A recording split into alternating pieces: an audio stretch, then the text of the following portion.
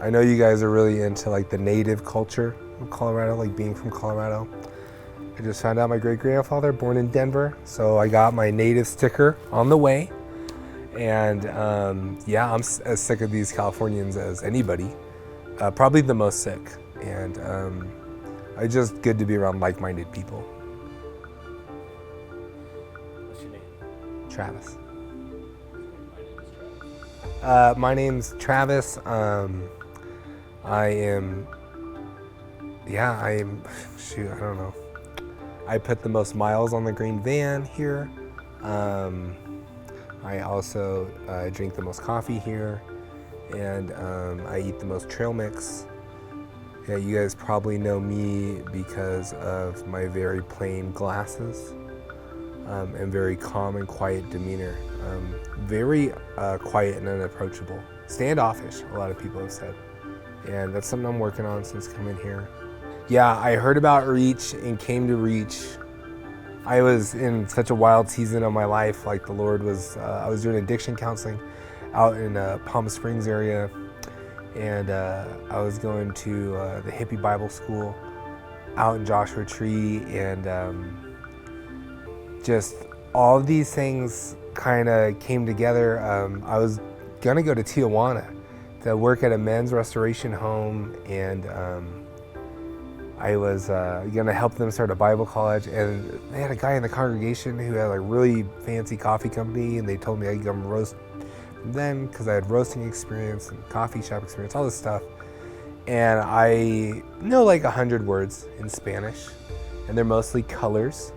So that wasn't very ideal for me to live there, not, be Sprekens the Dutch.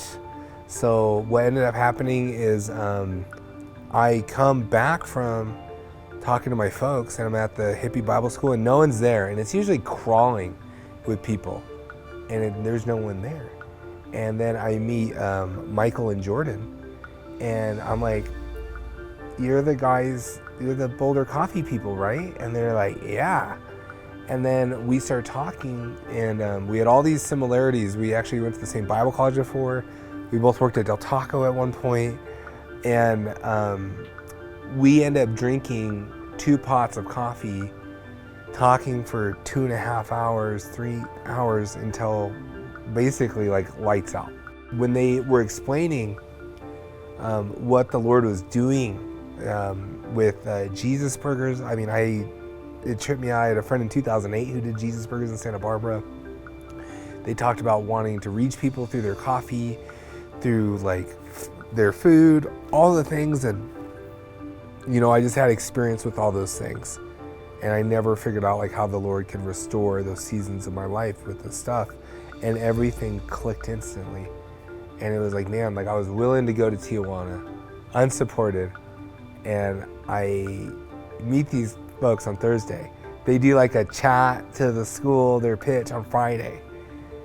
And it was that morning, I just knew I had to come alongside these guys. Like I didn't care if they picked me to be an intern. I'm too old to be an intern. I was like, I can't be it, So, but I knew I had to come alongside them, and I had to do it now because the season of the semester was ending for the Boulder kids, right? And I knew I had to go and speak to them. Coming alongside these people, it was just instantly home. And I get people who ask me, like, when are you coming back to the desert?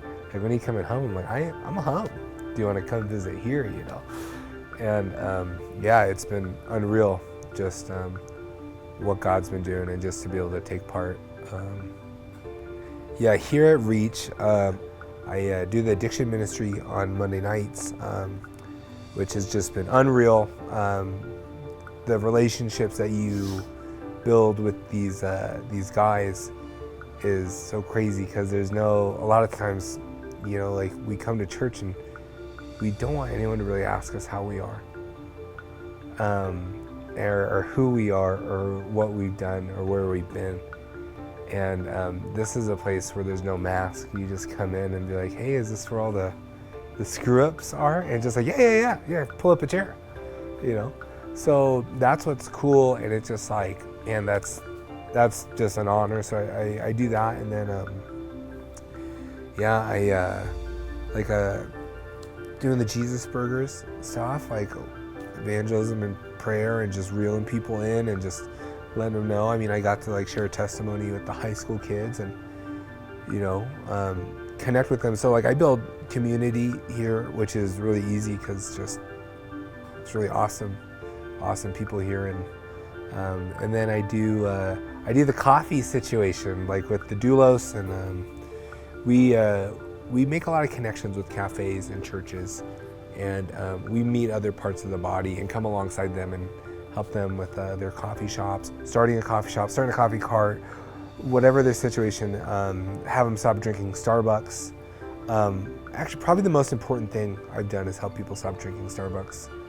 It's hard to think of one highlight. Every week, there's highlights of what the Lord's doing. I think I couldn't tell you. You see people get saved. You see people like let go of things that are literally killing them. Like you see people let go of pain and just hurt, and man, there's not one highlight. There's not a highlight reel. It's all of it all the time.